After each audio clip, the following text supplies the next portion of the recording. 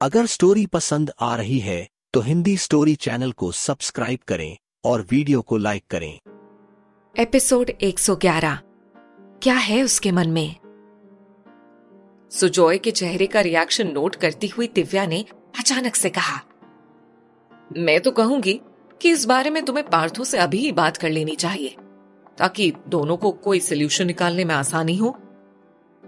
सुजॉय ने सिर्फ हूं हां करके जवाब दिया और फिर उठते हुए बोला, फिल्म रिलीज करने से पहले शूटिंग भी तो कंप्लीट करनी होगी, इसीलिए तुम बेहतर फील करो तो कल से शूटिंग स्टार्ट कर देते हैं हम लोग। बस तुम्हारे ही साथ वाले कुछ शॉट्स रह गए हैं। दिव्या ने कहा, बिल्कुल, मैं कोशिश करती हूं कि कल आ सकूं। सुजॉय ये सुनकर वहां से चला गया, लेकिन उसके मन में अब भी वो 2 लाख रुपए के डोनेशन की बात ही चल रही थी। दिव्या ने जिस तरह से बात रखी थी उस हिसाब से सोचने पर सुजॉय का मन एक बार फिर से लैला के लिए कड़वाहट से भर गया था।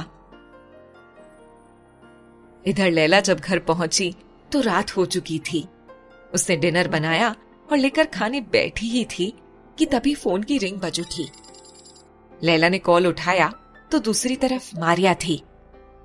एक दूसरे को हेलो कहने के बाद मारिया ने पूछा, आप कुछ कह रही थी मैम? तब लैला ने एक गहरी सांस ली और कहा, मारिया, क्या आप एक बार फिर से मेरी असिस्टेंट बनेंगी? लैला के लहजे में प्यार भरा मनोहार था, जबकि ये सुनते ही मारिया की आंखें भीगने को थीं। उसने थरथराते हुए होठों से कहा, लैला मैम, ये भी कोई पूछने की बात है?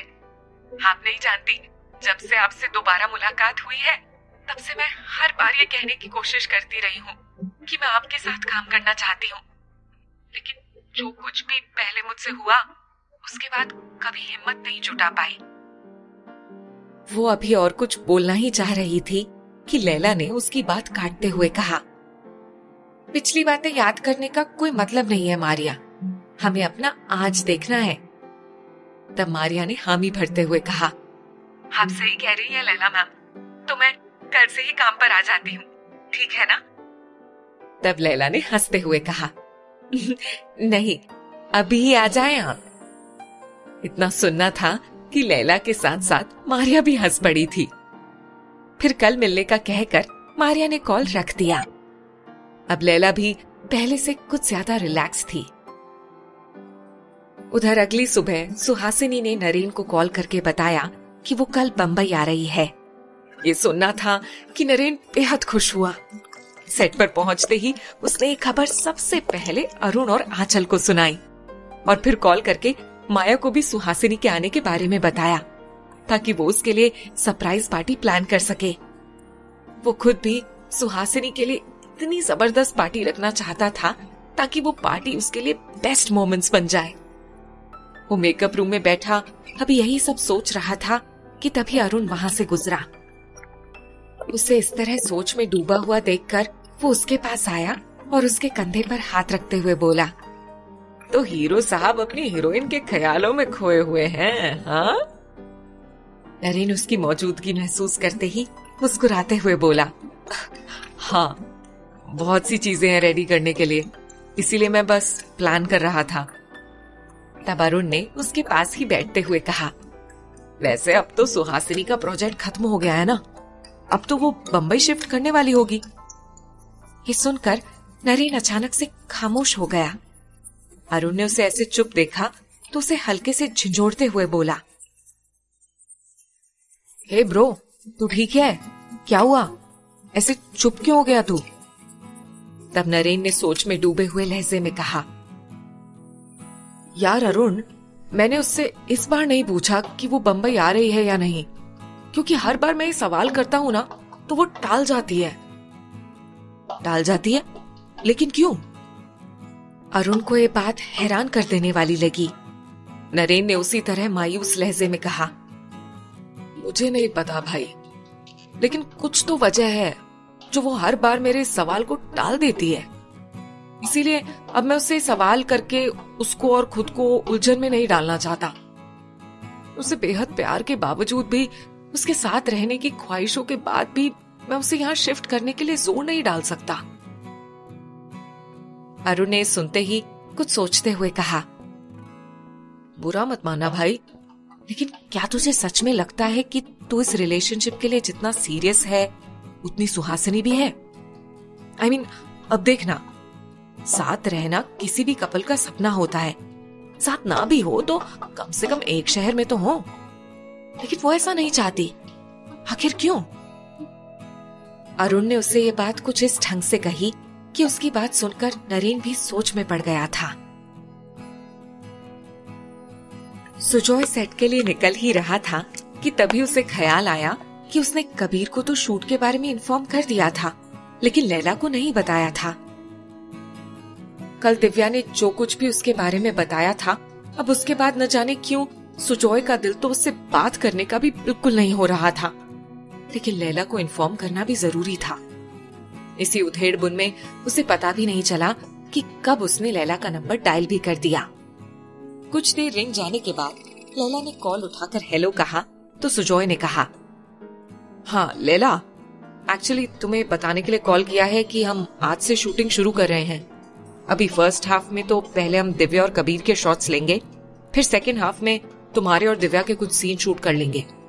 तो तुम 2 बजे तक सेट पर पहुंच जाना। लैला ने हमेशा की तरह शांत लहजे में हामी भरते हुए कहा, जी मैं 2 बजे तक आ जाऊंगी, कहकर उसने कॉल कट कर दिया। जबकि न जाने क्यों उसकी आवाज सुनकर सुजॉय कुछ डिस्टर्ब सा हो गया था।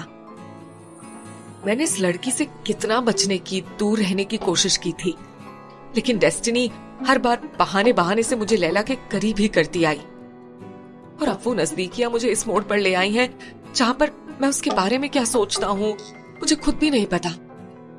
एक तरफ उसके फेवर्स हैं जो उसने हर बार मेरे साथ अनकंडीशनली किए हैं, और दूसरी तरफ उसका अजीब सा कैरेक्टर जिसके तार हर बार किसी न किसी ऐसे इशू से जा उलझते हैं जहां पर वो एक कैरेक्टरलेस अपॉर्चुनिस्टिक लड़की के सिवा और कुछ नजर नहीं आती। अभी वो सोच ही रहा था कि तभी पाहूजा साहब ने हॉल में आते हुए कहा, सोच रहा हूँ मैं भी तुम्हारे साथ आज सेट पर चलूं।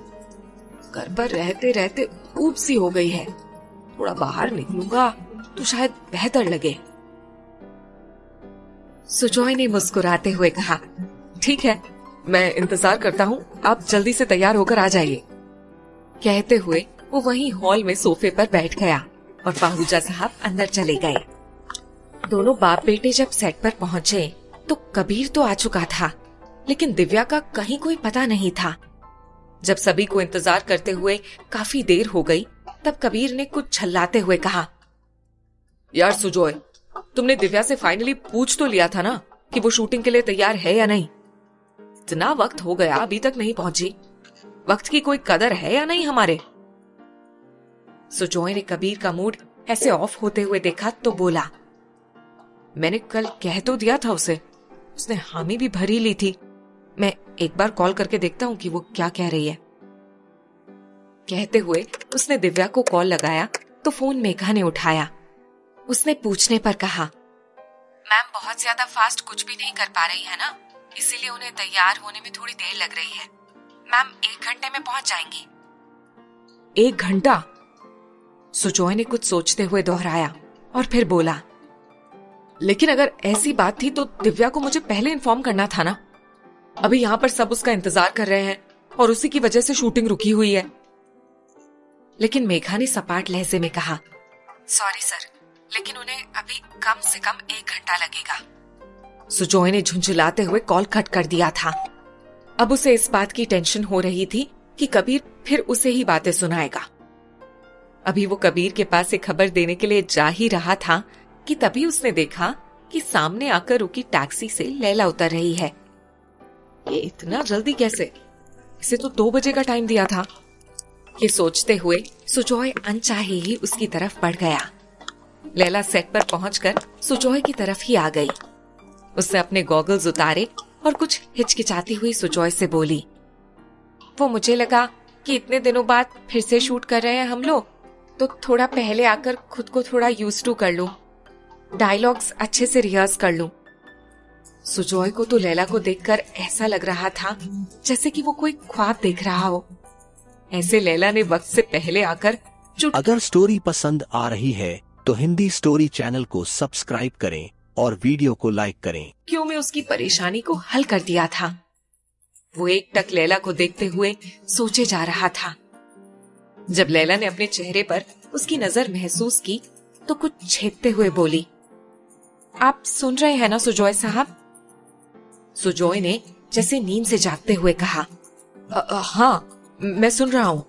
अच्छा किया जो तुम पहले आ गई, क्योंकि दिव्या अभी तक नहीं पहुंची है। तो मैं सोचता हूँ कि क्यों ना तुम्हारा और कबीर सर वाला सीन ही पहले शूट कर ले। तुम तैयार हो जाओ, बाकी मैं भी कबीर सर को बताता हूँ कि हम पहले तुम दोनों का ही सीन शूट करेंगे। लैला ने धीमे लहजे में ओके कहा और फिर मेकअप रूम की तरफ बढ़ गई। कुछ ही दूर पर बैठा कबीर भी लैला को ही देख रहा था। वो आंखों ही आंखों में लैला के चेहरे पर उदासी ढूंढने लगा था, लेकिन उसे कहीं भी कुछ भी नजर नहीं आया। ये बात न जाने क्यों कबीर के मन में कचोट सी पैदा कर गई थी। सुजॉय ने जाकर कबीर को बताया तो उसने कहा, कभी कभी मुझे लगता है कि लड़कियां इस दुनिया की अजीब ही प्राणी हैं। क्या करना है क्या नहीं उन्हें खुद को ही कभी पता नहीं होता। जिसे जल्दी आना था वो देर कर देती है और जिसे देर से आना था वो जल्दी आ जाती है। खैर हमें तो शूटिंग करनी है, अब चाहे जिसके साथ भी कर लें। सुजॉय उसके सामने बस जी बिल्कुल कहकर वहां से कमरे की तरफ बढ़ गया। कबीर क्या सोच रहा है, क्या कह रहा है, उसे इस बात की अभी कोई फिक्र ही नहीं हो रही थी। उसे तो बस अब इसी बात का इत्मीनान था कि दिव्या के लेट आने की वजह से शूटिंग का स्केड्यूल खराब नहीं हो पाया था, क्योंकि एन वक्त पर लैला ने आकर सब कुछ संभाल लिया था। लैला जब तैयार होकर आई तो हर कोई बस उसी की तरफ देख रहा था। सफेद अनारकली सूट के साथ मरून नेट के दुपट्टे में लैला आसमान से उतरी हुई कोई अप्सरा लग रही थी। यहाँ तक कि कुछ पलों के लिए कबीर भी उस पर से अपनी नजरें नहीं हटा पाया था। जैसे ही दोनों कैमरे के सामने पहुंचे, कबीर ने धीरे से कहा, प्यारी लग रही हो। ये कहने का मुझे हक तो बाकी है ना? लैला ने भी उसी अंदाज में हल्की सी मुस्कुराहट के साथ कहा, ये इतनी सी बात कहने के लिए किसी हक के होने ना होने की जरूरत ही कहाँ है? तब कबीर ने उसे तारीफ भरी नजरों से देखते हुए कहा, मैं देख रहा हूं तुम्हें जवाब देना अच्छे से आ गया है। लैला ने भी मंद मंद मुस्कुराते हुए कहा, मुझे लगता है कि ये भी आपकी ही देन है। आज जो मैं अपने अंदर इतना कॉन्फिडेंस महसूस करती हूँ ना, ये सब कहीं ना कहीं आपसे ही जुड़ा है। कहते कहते लैला कुछ पलों के लिए रुक गई। वो दरअसल खुद को संभालने की कोशिश करने लगी थी, क्योंकि कबीर के सामने न जाने क्यों उसकी धड़कनें अब भी उसी तरह उथल पुथल हो जाया करती थी। लेकिन अभी वो एकदम से खामोश भी नहीं रह सकती थी, क्योंकि वो अच्छे से जानती थी कि इस पल की खामोशी से उसे कहीं बाद में जाकर पछतावा ना हो। जबकि कबीर की नजरें उसके चेहरे पर ही टिकी थी, इसीलिए वो बखूबी महसूस कर चुका था कि लैला उससे कुछ और भी कहना चाह रही है। इसीलिए उसने धीरे से कहा, कुछ और भी कहना है? लैला ने चौंकते हुए अपनी झुकी हुई पलकें उठाई। वो एक बार फिर से हैरान थी कि कबीर उसका चेहरा देखकर उसके मन की हालत समझ लेने में कितना माहिर था। अभी लैला कुछ कहने ही वाली थी कि तभी एडी ने एक्शन की आवाज लगाई, लेकिन कबीर ने उन्हें हाथ के इशारे से रुकने के लिए कहा और फिर लैला से कहा, क्या बात है, तुम बोल सकती हो। लैला को इस तरह हिचकिचाते हुए कबीर के मन में एक ख्याल आया, कहीं लैला ने अपना इरादा तो नहीं बदल लिया और वो कहीं ये तो नहीं कहने वाली कि सब कुछ पहले जैसा ही रहने देते हैं। क्या लैला के मन में भी वही बातें चल रही थी जो कबीर सोच रहा था? हिंदी स्टोरी चैनल को सब्सक्राइब करें।